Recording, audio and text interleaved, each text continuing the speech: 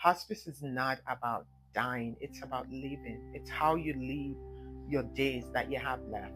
That's truly what it is. It's all about quality of life over quantity. And so when you do it like that, I have heard a lot of times, oh, I wish I'd known about this sooner because we would have come on, much, much. Welcome to the Oasis on Life and Living. It's a podcast about what hospice is, what it can be, and the people who answer the call to serve in some of life's most meaningful moments. I'm your host, Tasso, and today I'm honored to speak with Sade Bello, the co-founder and chief executive of Oasis Hospice and House of Goshen. This is the story of how a simple dream became a ministry, and what it means to build something bigger than yourself. Thank you, Tasso. It's a pleasure to be here. Sade, you often describe hospice as a calling rather than a career. Please walk me through your story. Why did you choose to join hospice care in the first place, and what drew you deeper into this work? That's a great question. Thank you very much. To be honest, I don't think that I decided to join hospice. I think hospice called me. Um, as you know, I was involved with another organization, and being a non clinician, I prided myself in my administrative, duties. And so that's what I thought I was going to do. But as I evolved in my role, I connected with the patients and families that we were serving on different levels. And I started to get more into hospice on the patient care side. What was the moment that you realized this wasn't just a job, that it had become something deeper? I think it's in meeting with the families, being present. And when you have families tell you thank you so much, obviously a hospice deals with a lot of difficult emotions, and those emotions present themselves in different ways. But when you have a family looks you in the eye and they tell you thank you so much because you were there for us and we couldn't have done this without you, you made the journey so much easier, you realize that there is a lot more gratification in that, and just feeling like I was a part of something bigger than myself that is very rewarding. I love that. So it's bigger than just a business. It's something that is about getting paid back to in service in a way. Absolutely. I tell our team, whenever I'm talking to them, I don't know that anyone would pay you enough to work in hospice. If you're in it for the money, just the financial gain, you're going to be very disappointed. But I think that obviously, everybody works to be able to afford their lifestyle and live a good life. Yeah. But the benefits, I think the greatest benefits from me in hospice, I still remember when we first started and we were on 119th and This Western, is in Chicago. right, in Mhm. Chicago. And we had cared for a gentleman, and, we had done our best and we did great work, and they had thanked us and everything was fine. And I think about a month after, um, the elderly wife and daughter came to our office and they climbed up the stairs. And, it wasn't, they weren't ADA friendly stairs at that time. But, and they had brought us, they hand delivered some edible arrangements. And I'll never forget, I still have that picture to this day. And it was just, thank you so much for being there. And, that meant so much to me. That is so gratifying and satisfying, and just makes you have a different outlook to the work that you do. And that's when you know you've crossed the line from having a job to being in ministry, because it's about how you make somebody feel. It's about how people feel when they're around you. It's about how people feel when you're present and even in your absence. It's beautiful. Hakeem mentioned in episode 1 that your original vision was just a 4-bedroom house where you could care for a few patients. Can you walk me through that dream and how it manifested into this 14-bedroom, state of the art facility that we have today? You know, um, I can't say anything without talking about what God can do. I'm sure we've all seen those pictures or sayings that, you have this is your plan and it's minute, and then this is God's plan and it's huge. Yeah. And that's exactly what this is. Had no vision for 14-bedroom inpatient facility. That was not in the plan. I just wanted to do good, do right, and treat people the way I would want to be treated. And, God said, I want you to do that on a much more larger scale than you imagined. And that's what has manifested to this building today. It's a testament, and that's why the name is called House of Goshen.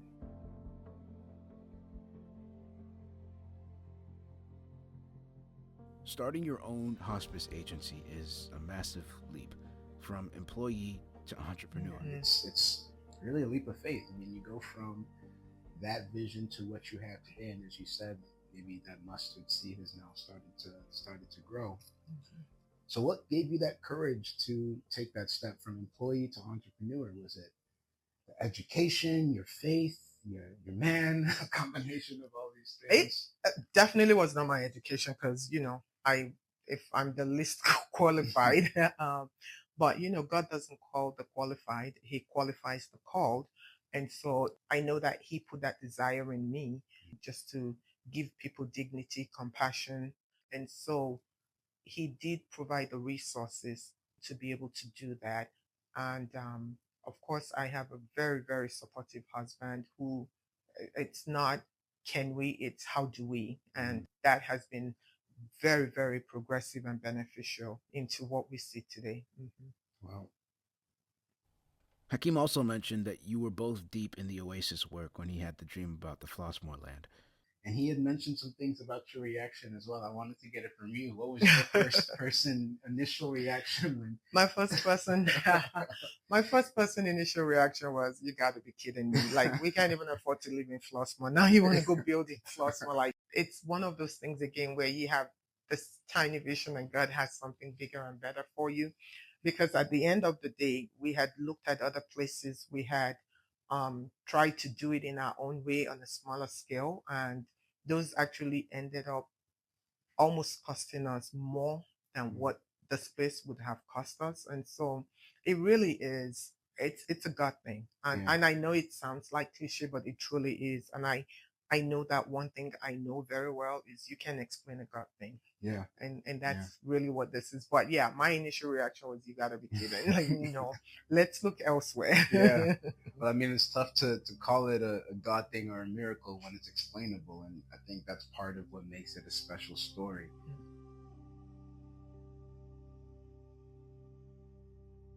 We've both mentioned this being a sort of ministry several times already, and I wanted to know what actually makes it that in practice.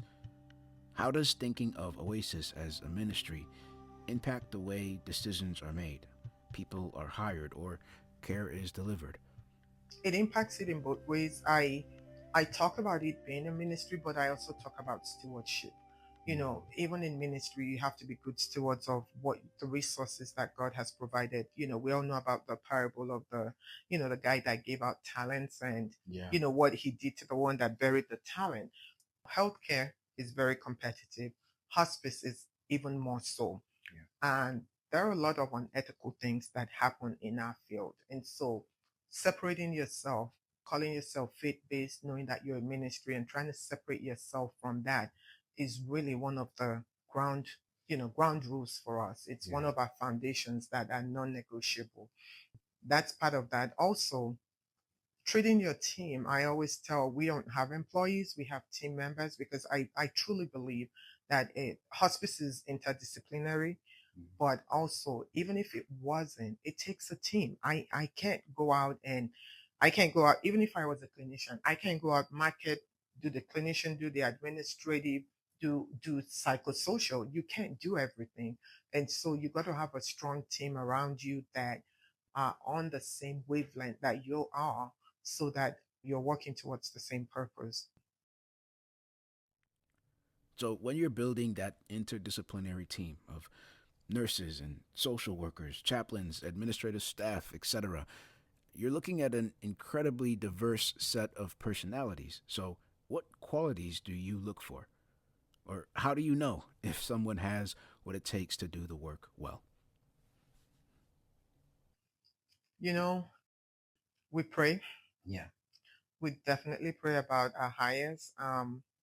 And one of the things that I look for is someone who has who's able to step into somebody else's shoe. You know, everybody, anybody can write a resume, a good resume. Anybody can interview really well.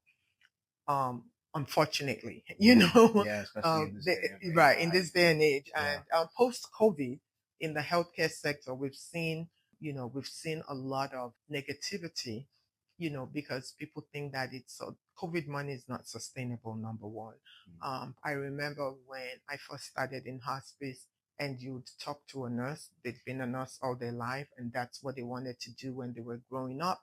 They Mhm. saw an aunt, a mom, a grandma, somebody who had that white cap and the crisp uniform, Mhm. and it impressed them. And or I have stories of nieces going with their aunts to the nursing home, and that's why people went into nursing. Nowadays it is not so.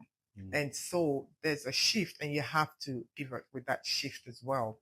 And so it's looking at who the person is, what they say they are, and how they approach things when you ask them questions, and just praying that, this is going to be a good fit for you. Sometimes it is, and sometimes it's not. I've told people, right person, wrong time. There's Mhm. been, wrong person, right time. And sometimes you have to kiss a few frogs before you find your prince. Yeah. It's So, very important to, I think, recognize that that level of discernment isn't all encompassing. And so prayer is a big part of that. And then just leaning mm-hmm, into that gut feeling and recognizing that, hey, you're not going to bat a thousand. mm-hmm. Hospice work is emotionally and physically exhausting. You're with people during the most vulnerable moments of their lives. So, how do you sustain your compassion and empathy year after year? What keeps you going when the work gets heavy? um, Again, you have to have faith to Yeah. lean into. And I think even till today, I always, when we get a referral and I see most of them, I always identify, if this person is my age group, all of a sudden, but for the grace of God, that could be me. I've had people that are same age as my kids, and so it's like, my God, Wow. that really humbles you. Mm. I've had people who are, sometimes it's the month of my birth, or, the year of my birth, and it would just connect. There's always a commonality for me. And I tell our team, you treat our patients, their families, the way we would want to be treated if Yeah. we were in their shoes. And so Absolutely. for me, the first step is finding that commonality Mhm. and just leaning into it, and knowing also that we're all children of God, regardless, Yeah. right? Yeah. And so and that every individual, I am a firm believer in life has value until God decides, Yeah. It's it's time. time to come home. Yeah. And so I will be the person that would just be Advocate or stand in the right. gap. I definitely, I would be that person, number one, advocate, and also just knowing that you have to, you yourself as an individual, you have to respect human beings Yeah. as God's creation. And I think that helps me, Mm. It's you know. beautiful. Nearly 15 years in, far from that original vision of a simple 4 bedroom home, what are you most proud of today? I am most proud of our team and what we've accomplished. When your name is mentioned in caregiving, what experience do the families that you've served have, or what do they say about you, your team members that you've had the privilege of working with over the years? You know, what do they say about you? What do you leave behind? I have a lot of people that I've worked with that have become friends. I have a lot of people that we've serviced that, most of our referrals are still coming from word of mouth because we serviced a family member and they recommended another family member. And so That's been my most proud item, I would say. And I think it's evident when I go and I help with the digital media and marketing, and when I'm reading some of the reviews and the way that Hmm. they speak about your team and speak Hmm. about you and speak about Hakeem, and the way you guys are so intentional, and as you Hmm. said, you find that common ground with people as a human being, and Hmm. being able to approach it with that level of humility and grace. I think people see that and they want to be a part of that. Hmm.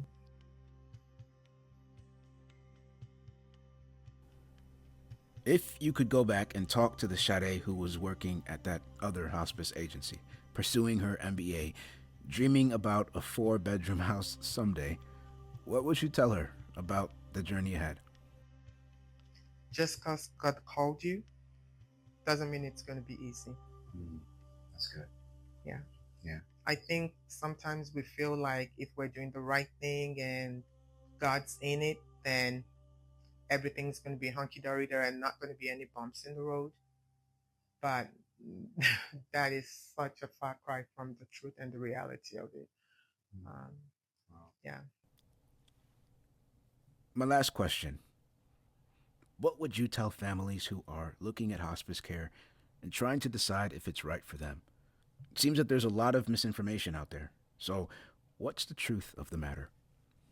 Absolutely. Thank you so much for asking that question.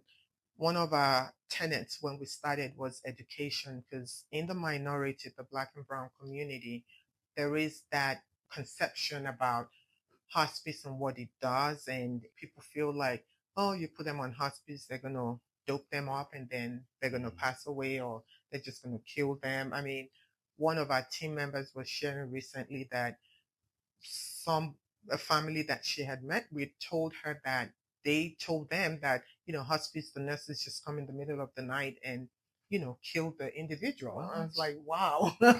That was the most far stretched ones that Mm-hmm. I heard. Mm-hmm. But I would like people to know that hospice is a specialty, and that it is a beautiful thing, because at the end of the day, we're all going to transition. I always say it, every living thing must die. Yeah. Every living thing must die. That's just the law of nature. How we choose to, and what we do with the time that we have left, especially when we're put on notice, whether it's, a life limiting illness, I think that is a gift. Even though it doesn't feel like it, you hear about people who left home and never came back, Yeah. had an accident, that's a lot of trauma. Yeah. But when you have someone that has the opportunity to elect hospice and does so, they have that a little bit of control. Yeah. They can right the wrongs. Yeah. They can make peace, Yeah. and they live life intentionally. The Bible tells us to number our days, but we all wake up thinking that we have a lot of days left to do what we want to do. How I plan it. If I want to do this in 5 years, then I'm assuming that I'm going to be around in 5 years.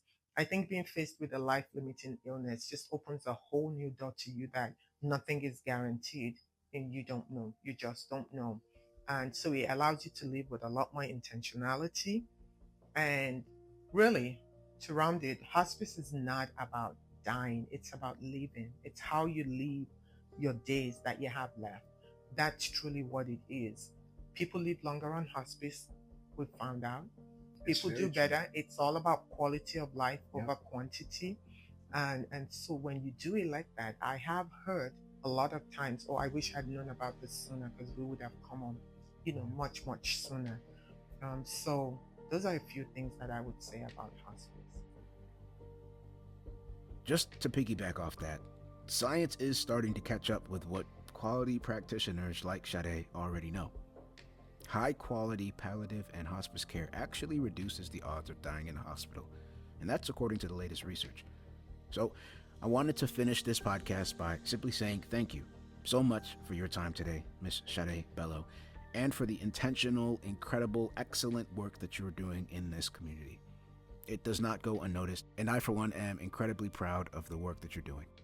And as you continue in this work, I pray it exceeds even your wildest expectations for what hospice can become. Thank you, Tasso. Appreciate you. It's a far cry from that 4-bedroom dream to now having a state-of-the-art facility serving families across the Chicago Southland. It's clear that when faith meets action, beautiful things can happen. For listeners who want to learn more about Oasis Hospice and House of Goshen, visit oasishospice.us or call us at 773-941-4838. This has been The Oasis on Life and Living. I'm Tasso, and we'll see you next time.